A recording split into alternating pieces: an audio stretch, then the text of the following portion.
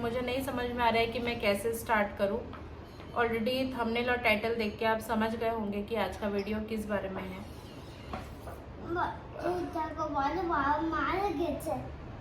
शुभी नहीं मेरे ग्रैंडफादर, मेरे नाना जी 26 नवंबर को एक्सपायर हो गए। हम लोग कुछ दिनों पहले रायपुर गए थे, आप लोग देखे ही पुराने वीडियोस पे। तो रायपुर जिस दिन हम लोग पहुँचे, हम लोग 25 तारीख का हम लोगों का था, 25 नवंबर का। हम लोग 25 नवंबर को पहुँचे रायपुर। हाँ बाबा वही तो एक है। शुभी जब पुराने एल्बम्स निकालता है ना तो है शुभी मारा गया से बड़ा बाबा। ओ एक्चुअली शुभी देखा है ना सब कुछ सामने से। वो दिन अभी भी याद करती हूँ ना तो मुझे मतलब ये वीडियो में टोटल 3rd टाइम है ये मेरा शूट कर रही हूँ। मैं अपने इमोशंस ठीक से कंट्रोल नहीं कर पा रही थी वीडियो शूट करते समय। 25 तारीख को हम लोग पहुँचे। दादू बहुत पूरा ठीक थे। हम लोग 1 साल बाद टोटल हम लोग 1 साल बाद रायपुर गए थे। वो भी सिर्फ इसलिए कि शुभी बहुत ज़्यादा परेशान कर रहा था। तो हम लोग सोचे कि एक बार उसको अपने ननिहाल से घुमा के ले आते हैं। हम सबको ही मालूम है ननिहाल कितना ज़्यादा प्यारा होता है, हमको इतने छोटे से बच्चे को भी पता है। तो ऑब्वियसली मतलब हम लोग तो उस चीज़ में ही बड़े हुए हैं और मेरा जो दादू बाड़ी है वो हमेशा से ही पास में रहा है। तो हम लोग का एक अटैचमेंट, क्योंकि जब मेरे दादा दादी तो मतलब हम लोग बड़े होके तो देखे नहीं, दादाजी को तो मैंने देखा ही नहीं, लेकिन दादी थी। तो दादी जब गुजर गई तब मेरा एज बहुत कम था, शायद 2 या 2.5 साल की थी मैं जब दादी गुजर गई। तो 2-2.5 साल के बच्चे को इतना ज़्यादा अटैचमेंट और याद भी नहीं है मुझे। लेकिन उसके बाद नाना और नानी, दादू दीदा के साथ ही हम लोग बड़े हुए और जो भी मतलब एज अ ग्रैंड पेरेंट्स हम लोग उनको ही देखे। दादू हर जिद, हर मतलब जो प्यार होता है, मुझे समझ में नहीं आ रहा एक्चुअली मैं एक्सप्रेस कैसे करूं। तो हर प्यार, हर जिद दादू पूरा किया करते थे हम लोगों का, जैसे हर ग्रैंड पेरेंट्स करते हैं। तो मतलब मैं क्या बोलूँ इसको, मेरी खुशकिस्मती बोलूँ या बदकिस्मती मुझे मालूम नहीं है। लोग जिस दिन पहुँचे उस दिन नाना जी बिल्कुल ही ठीक थे और हम लोग का फ़्लाइट डिले था। बेंगलोर से हम लोग लेओवर वाले फ़्लाइट में गए थे, हम लोग देख चुके हैं सारा शॉर्ट्स। हम लोग का फ़्लाइट डिले था उस टाइम पे। तो मम्मी पापा ऑलरेडी निकल चुके थे हम लोग को एयरपोर्ट में लाने के लिए, मतलब पिकअप करने के लिए निकल चुके थे, लेकिन उनको मैसेज नहीं मिला था। मैं फ़्लाइट मोड में डालने के बाद भी फिर फ़ोन ऑन करके मैसेज की कि हम लोग का फ़्लाइट डिले हो जाएगा 1 घंटा करीब, तो आप लोग घर से बाद में निकलो। लेकिन ऑलरेडी जब निकल चुके थे तो एयरपोर्ट से बहुत पास है मेरे नाना जी लोग का घर। माना एयरपोर्ट से, एयरपोर्ट जो है रायपुर का वो माना में ही है और माना में ही रहते हैं नाना नानी लोग, रहते थे। अब तो मेरे दादू थे ही हो गए हैं। तो मम्मी लोग पता नहीं मतलब प्लानिंग कुछ था भी नहीं, अचानक से पता नहीं मम्मी पापा को क्या मन हुआ, बोले कि नाना जी लोग के घर चले जाते हैं, वहाँ जाके बैठते हैं। तो मम्मी पापा लोग वहाँ करीब आधा घंटा बैठे, दादू के साथ अच्छी तरीके से बात की। और मैं अभी भी बोल रही हूँ, वीडियो का स्टार्टिंग है, अगर कुछ लोग नहीं देखना चाहते हैं वीडियो तो अभी से स्किप कर दीजिए। बट मुझे मेरी यूट्यूब फैमिली से शेयर करना था, इसीलिए मैं ये एक्सपीरियंस और ये एक शोक समाचार बोल सकते हैं वो शेयर कर रही हूँ। पता नहीं मम्मी पापा को क्या हुआ, वहाँ चले गए, अनप्लान्ड था जाना भी, हम लोग का फ्लाइट डिले होना भी अनप्लान्ड था। लेकिन वो बोलते हैं ना कि भगवान के पास सारा प्लानिंग, सारा हिसाब किताब होता है, तो शायद इसीलिए आखिरी वक्त पे मम्मी चली गई, आधा घंटा आराम से बैठी वहाँ पे। हम लोग कोई भी हिसाब किताब समझ नहीं पाते हैं, भगवान की प्लानिंग हम समझ नहीं पाते हैं। मतलब जन्म लेना और इंसान का गुजर जाना, ये दोनों चीज़ में हमेशा से ही भगवान का हाथ रहा है और रहेगा भी आगे। किसी को नहीं पता कि कल क्या होने वाला है हमारे साथ। तो नाना जी के पास मम्मी पापा दोनों जाके आधा घंटा आराम से टाइम स्पेंड किए। फिर मेरा कॉल आया कि हम लोग पहुंच गए हैं, तो ज़्यादा दूर नहीं है वहाँ से, 15 मिनट्स का रास्ता है। तो मम्मी लोग तुरंत ही निकल गए। तो मम्मी हमेशा से जब भी जाती है अपने मायके, दादू दीदा को हमेशा से बोलती है कि हम लोग बंगालीज में हम लोग हमेशा बोलते हैं कि आशी, मतलब आते हैं। कभी भी जाता हूँ ऐसा नहीं बोलते हैं, हमेशा बोलते हैं आशी। तो और ये बोलने के बाद मम्मी हमेशा से दादू को बोलती थी कि बाबा आमरा आशी तुम्हें एशो। लेकिन उस दिन, मतलब जिस दिन ऐसा हुआ ना, मम्मी बोल रही थी कि कल मैं अपने पापा को बोली कि पापा मैं आती हूँ, लेकिन मैं पापा को ये बोलना भूल गई कि पापा तुम भी आना। तो क्योंकि शायद नाना जी अब कभी नहीं वापस आएंगे, इसलिए शायद मम्मी भी बोलना भूल गई थी। वीडियो है ना, मतलब पता नहीं कैसे मैं बोलते बोलते बार बार इमोशनल हो जा रही हूँ।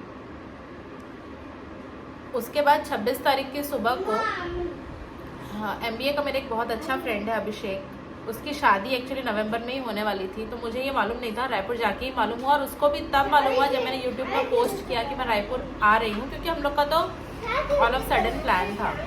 तो सुबह उठते साथ ही मैंने 26 तारीख को उससे बात किया। उसका कल शादी था, मतलब 27 को उसका शादी था। तो सुबह उठते ही साथ, मैं 9:30 को उठी थी उस दिन, उठते ही साथ मेरी अभिषेक से बात हुई। तो मुझे भी ऐसा लगा कि शायद मैं अभिषेक की शादी अटेंड करने के लिए ही आई हूँ, क्योंकि वो भी मेरी शादी अटेंड किया था बहुत। उसके बाद 26 को उसका घर भी पास है, तो वो आया कार्ड वगैरह देने के लिए। मुझे 9:45 के आसपास टाइम हो रहा था। उसने मुझे बोला कि सुमन अभी मैं चले जाता हूँ, घर में कुछ रिचुअल्स वगैरह आज ही स्टार्ट होने हैं। मैं बोली ठीक है, तुम्हारी शादी में तो मैं आऊँगी ही। अभिषेक के जाने के बाद ना मैं बहुत एक्साइटेड हो गई कि शायद भगवान ने मुझे इसीलिए इतने जल्दी और इस टाइम पे भेजा है, अननोइंगली सडन प्लान करके, कि मैं अभिषेक की शादी अटेंड कर पाऊँ। बट मुझे क्या पता था भगवान ने मुझे किस लिए भेजा था वहाँ पे। उसके आधे घंटे के बाद ही फ़ोन आता है कि, मतलब किसी और ने फ़ोन किया नानी के फ़ोन से, मम्मी के फ़ोन में, कि आप लोग जल्दी आ जाओ, आपके पापा की तबीयत ठीक नहीं है, आप लोग जल्दी आ जाओ। बस वहीं सब लोग घबरा गए कि अगर ऐसा तबीयत ख़राब होता तो नानी खुद से फ़ोन लगा के बोलती, लेकिन कोई और फ़ोन कर रहा है तो ये घबराने वाली बात है। मम्मी पापा तुरंत निकल गए, मेरी सिस्टर और उसके हस्बैंड भी तुरंत ही निकल गए कि शायद कोई इमरजेंसी हो, हॉस्पिटल ले जाना पड़े। हम लोग सोचे भी नहीं थे तब तक कि नाना जी नहीं रहे अब तक। उसके बाद एक उम्मीद थी कि शायद हॉस्पिटल ले जाएंगे, इमरजेंसी में एडमिट करेंगे या वगैरह कुछ भी। उसके बाद शुभी छोटा है, तो मैं फटाफट उसको खिला के रेडी कर रही थी कि हम लोग भी निकलेंगे। उसके पहले ही पापा का फ़ोन, वहाँ सब लोग पहुँच गए थे 20 मिनट में ही, ज़्यादा दूर नहीं है हमारा घर और माना, 20 मिनट में पहुँच गए थे। पापा का फ़ोन आता है कि बेटा तुम लोग आराम से आओ, दादू अब नहीं है। उस टाइम पे भी मुझे ना अचानक से कुछ समझ में नहीं आया, मतलब अचानक से कुछ फील नहीं हुआ कि ऐसा है, ऐसा कुछ है। ऑलमोस्ट उस चीज़ को 1 महीना होने के लिए आ गया है, लेकिन जब भी वो दिन मैं याद करती हूँ तो मुझे पता नहीं, वो नाना जी की याद अभी तक, मतलब कम बोलते हैं ना, धीरे धीरे जख्म हल्का हो जाता है, लेकिन जब भी याद करती हूँ ना वो टाइम मुझे याद आता है। अफसोस नहीं है कि नाना जी का एज काफ़ी हो गया था, 79 अराउंड था नाना जी का एज। नाना जी बहुत अच्छे टाइम पे चले गए और किसी कोई प्रॉब्लम भी नहीं हुआ, कोई उनको बीमारी भी नहीं थी, बीमारी वगैरह थी, लेकिन अभी फ़िलहाल जब उनको हार्ट अटैक आया था अचानक ही वो चला। सुबह से अपना एड्रेस खुद वो आयरन किए। नानी बोल रही थी कि मुझे तो समझ में भी नहीं आया कि तबीयत वगैरह ख़राब रहता तो हॉस्पिटल डॉक्टर के पास ले जाते या अपने बच्चों को भी बुलाते। नानी वहाँ पे अकेले ही रहते थे। नानी पूजा कर रही थी, सुबह के वही 9:30 के आसपास बज रहे थे, पूजा कर रही थी। नाना जी बस वॉशरूम से आके जिस बेड पे वो सोते थे वो लेटे, बस विदिन 5 मिनट्स वो हम सबको छोड़ के कहीं बहुत दूर चले गए, जहाँ से शायद वापस आना कभी भी पॉसिबल नहीं होता है। उसके बाद फिर जो भी प्रोसेस हुआ और उस टाइम तो मतलब मुझे समझ में नहीं आ रहा था कि क्या रिएक्ट करूँ, कैसे रिएक्ट करूँ। अचानक से मुझे रोना भी नहीं आया, अभी पता नहीं, मैं बहुत ज़्यादा इमोशनल, अचानक मुझे रोना भी नहीं आया जब पापा बोले। तो मैं जैसे जैसे वो करीब जा रही थी, माना हम लोग कार में जा रहे थे, शिवा, मैं और सुबी, बाकी लोग तो पहले ही चले गए थे। करीब जा रही थी ना, माना के पास जा रही थी, तो पूरी पुरानी यादें बहुत ज़्यादा ताज़ा हो रहा था। जब भी मैं अपनी शादी का एल्बम खोलती हूँ ना, फ्रंट पेज पे ही दादू का फ़ोटो है। ये है मेरे नाना जी। भगवान का प्लानिंग हम कभी भी समझ नहीं सकते हैं। मैं गई किसी और चीज़ के लिए थी, वो कुछ और ही चीज़ गया। इस बीच में मेरे भाई को मतलब खबर ही नहीं था उसको। उसका कैंपस ड्राइव चल रहा था, उसके एग्ज़ाम्स चल रहे थे, उसका एंड सेमेस्टर चल रहा है। उसको तो अभी कुछ दिनों पहले पता चला जब वो घर आया। इसी वजह से मैं पोस्ट वगैरह भी नहीं कर रही थी यूट्यूब में, क्योंकि मेरे वीडियोस तो वो भी देखता है। अभी भाई को पता चल गया, इसीलिए मैं पोस्ट कर। दादू बहुत ज़्यादा जॉली मूड के इंसान थे, वो तो आप लोग फ़ोटो देख के समझ ही रहे होंगे। हर समय खुश रहना। दादू चले गए, इस चीज़ का अफसोस है। ये शायद 10 साल बाद जाते तो भी अफसोस रहता, लेकिन ऐसा सौभाग्य शायद हम में से 1 लाख में 1 ही इंसान को मिलता होगा कि जिन्होंने अपने तीनों बच्चों का घर देखा, बच्चों को मतलब अपने नाती नातनी को बड़े होते हुए देखा। मेरी बहन और मेरी शादी भी दादू ही करवाए हैं, मतलब आशीर्वाद दादू से ही स्टार्ट हुआ था। भाई की शादी नहीं हुई है। और बाकी मेरे मासी के घर में जो 2 बच्चे हैं छोटे सबसे, वो लोग भी अभी 7-8 इयर्स के हैं, जो छोटी है वो। और मतलब सभी बड़े हो गए हैं, और मेरा तो बेटा भी दादू देख के गए हैं। मतलब नाती के घर में पूती भी दादू देख के गए हैं। और सब लोग उनकी शोभा यात्रा पे सारे लोग ही आए थे, और इतने सारे लोग आए थे ना उस दिन कि मतलब देख के ऐसा लग रहा था कि जो इंसान चले गया है उसके अंतिम संस्कार के लिए भी इतने सारे लोग। मैं वो सारे वीडियोस नहीं बना पाई, लेकिन कुछ वीडियोस है जो थोड़ी देर बाद क्लिप्स में आएगा, वो मैं बनाई हूँ। लेकिन वो सब दादू का जब लास्ट रिचुअल हो रहा था वो सारी वीडियोस है। इंसान तो चले जाते हैं, पीछे छोड़ जाते हैं बहुत सारी मीठी मीठी यादें। वही कुछ यादें आज मैं फिर से दोहरा रही हूँ मेरे शादी के टाइम का। लास्ट टाइम दादू को मैंने देखा, लास्ट टाइम मैंने आशीर्वाद लिया, शिवा ने लिया, शुभी ने भी लिया। तो मैं उसको अपना खुद का सौभाग्य ही मानती हूँ कि मैं इतनी दूर से बिना किसी रीज़न के, बिना किसी न्यूज़ के मैं वहाँ पे पहुँच गई। मैं तो नहीं पहुँची, शायद भगवान ही ले गए मुझे। दादू का आशीर्वाद लिया हम सब ने, क्योंकि मेरे लिए पॉसिबल था नहीं कि मैं इतने दूर से जस्ट खबर मिलने से भी, फ्लाइट से जाने में भी 12 आवर्स के अराउंड लग जाता है, क्योंकि ले ओवर वाला फ्लाइट रहता है यहाँ पे। तो मैं किस्मत से पहुँच गई, और जब मैं पहुँची उसके 1 दिन बाद ही हुआ। तो मैं इसको, ये है वो लास्ट रिचुअल जो हम हिंदूज़ का हमेशा से रहा है। मेरे पास कुछ शब्द नहीं है बोलने के लिए। ये सारी चीज़ें जो लोग बंगाली है वो लोग तो देख के वीडियो समझ रहे होंगे, और मोस्टली हिंदूज़ में 13th डे पे होता है सब कुछ।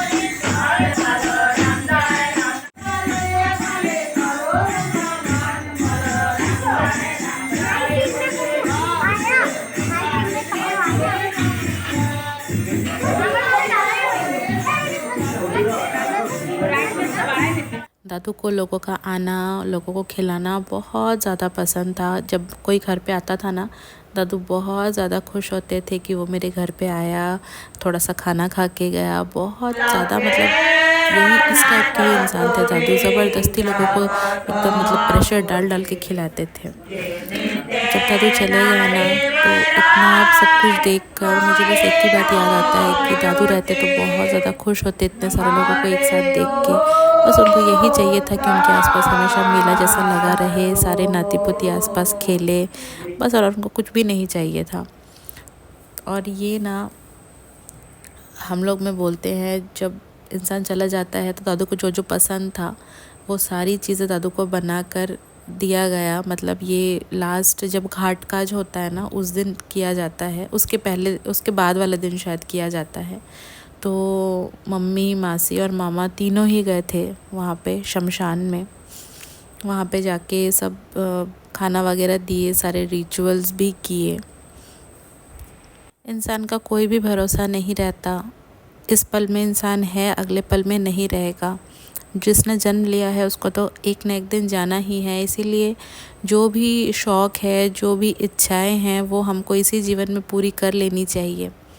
दादू हमेशा से बोलते थे कि आज हूँ कल नहीं रहूँगा। सच में ऐसा ही हुआ। और ये वीडियो शायद इस वक्त मेरे घर वाले देख रहे होंगे, सारे ही लोग, और बार बार सबकी आंखों में आंसू तो ज़रूर से ही होगा। क्योंकि वो पल भूल जाना इतना इजी नहीं है। भले उनका एज बहुत हो गया था, बहुत अच्छी तरीके से मतलब वो गुज़र गए, किसी को कोई तकलीफ़ नहीं दी, कोई परेशानी नहीं हुआ। सुबह के 9:30 बजे के आसपास का टाइम था। विदिन मतलब फ्यू आवर्स 3 बजे तक सब कुछ हो चुका था दादू का। मतलब कुछ घंटे में, एक ही दिन में सब कुछ चेंज हो गया। लेकिन वो हमारे बीच नहीं है तो बहुत ज़्यादा ख़राब लगता है, बार बार उनकी याद आती रहती है। भूल जाना इतना आसान नहीं होता है। ये नेक्स्ट डे का वीडियो है और ये 13th डे का वीडियो है, जब मतलब खाने पीने का पूरा अरेंजमेंट्स हुआ था, श्राद्ध जिसको बोलते हैं। श्राद्ध वाले दिन बहुत सारे लोग भी आए थे और मम्मी, मासी, मामा सब लोग ही अपने हाथों से सबको खाना खिला रहे हैं। मैं बहुत दिनों से सोच रही थी कि ये वीडियो मैं कैसे बनाऊँ, किस तरह से बनाऊँ, लेकिन हाँ, मुझे ये वीडियो बनाना था क्योंकि ना जब मैं लास्ट टाइम लास्ट टाइम मेरी मुलाकात दादू से हुई थी ना, मैंने एक वीडियो, तब मैं नया नया व्लॉगिंग स्टार्ट करी थी, तो मैंने एक वीडियो बनाया था कि आज मेरे ननिहाल में गए और वही मुलाकात दादू से मेरी आखिरी मुलाकात थी। मैंने कभी सोचा भी नहीं था कि वो मुलाकात मेरी आखिरी मुलाकात होगी, लेकिन मैंने कैमरे में उसको कैद करके रखा हुआ था। अगर आप लोग देखना चाहते हैं तो ज़रूर मुझे बताइए, और आई बटन में भी मैंने लिंक दे दिया है, आप लोग जाके देख सकते हैं। वो याद हमेशा के लिए मेरे कैमरे में कैद हो चुका है।